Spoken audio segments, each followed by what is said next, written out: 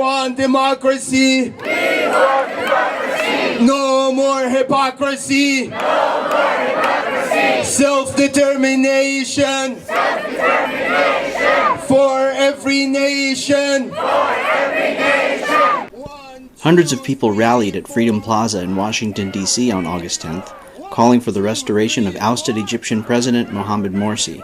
1, 2, 3, 4! 1, 2, 3, 4! People at the rally in D.C. demanded the U.S. designate the military's action a coup, which would compel the U.S. to stop $1.3 billion in military funding to Egypt. 1, 2, 3, 4! 1, 2, 3, 4! Army rule out the door! Army rule out the door! 5, 6, 7, 8! 5, 6, 7, 8! Morsi returns as Chief of State! The demonstrators say Morsi should return to power. From the Nile to the sea! From the Nile to the sea! Egyptians want Morsi! But instead of democracy, the group ironically seemed to be calling for dictatorship by reinstating Morsi.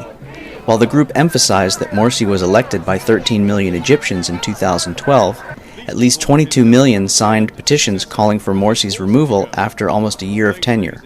Morsi failed to restore peace and order in the eyes of many Egyptians. Just last month, a poll found that 71% of Egyptians did not want Morsi back. Not that you'd know that from this crowd.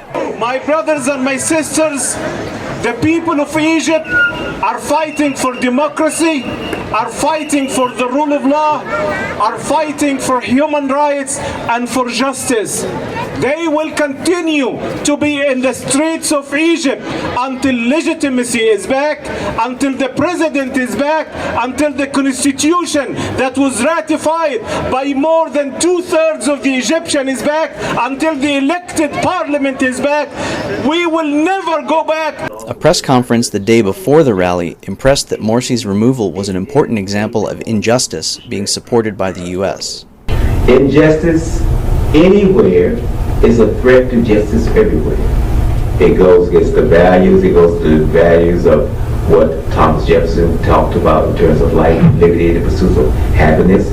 It goes against the value even of one of the founding fathers, Benjamin Franklin. They claim that the coup is going to bring about some type of security. But Benjamin Franklin got it right. He who is willing to sacrifice security for liberty will have neither. Will have neither. And yet it's Morsi supporters from the rally who seem to be implying a call for insecurity if their demands are not met. My message to those of us who are present today, and especially to those who are non-Egyptian, who are non-Muslim, who just happen to be passing by or through this square, is that those of us who make peaceful change impossible, make violent change inevitable. Brothers and sisters, ladies and gentlemen, there is a price to pay for nationalistic and communal injustice. I pray to Almighty God that we learn this lesson before the entire global community explodes in insane violence. As IPT explored in its recently released film Jihad in America: The Grand Deception, the Muslim Brotherhood and its supporters have their own definitions for concepts revered in America like justice and peace.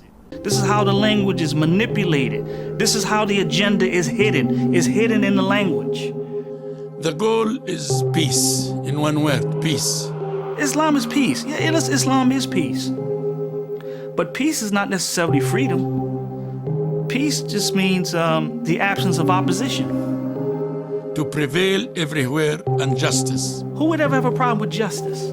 Jihad is just to establish justice. So when you hear the word justice, you think fighting for someone's rights or trying to make sure that no one is mistreated or abused or whatever. That's not how Muslim fundamentalists define justice, okay? Justice can only come from Allah, from God. We will never have justice until we have an Islamic state, because whoever doesn't rule by what Allah has revealed is an oppressor. These type of radical Muslims, they know their agenda is so sensitive. I mean, if anyone ever caught wind of what they're doing, they'd be finished. So they have to hide it. They have to mask it. They hide it in plain sight. That's what they do. They hide it in plain sight. In plain sight. American backers of Morsi, like the Universal Justice Foundation's Shakir al-Sayed, deny any connection to the Brotherhood. We have nothing to do with the Muslim Brotherhood or anybody else. We stand for justice, and the issue in this conference is about justice, freedom, and democracy. But court documents from the largest terrorism financing trial in U.S. history attest to Shakir al-Sayed's strong ties to the Muslim Brotherhood. So if al-Sayed isn't being honest about his connections to the Brotherhood, who else is pro-Morsi because they belong to the Brotherhood but deny it? Behind closed doors, here's what al-Sayed had to say about fighting for Muslim Brotherhood rights earlier this year.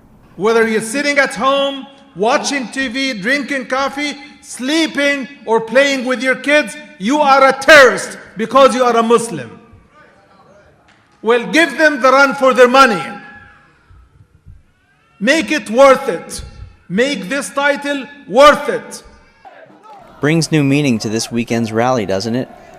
Those of us who make peaceful change impossible make violent change inevitable.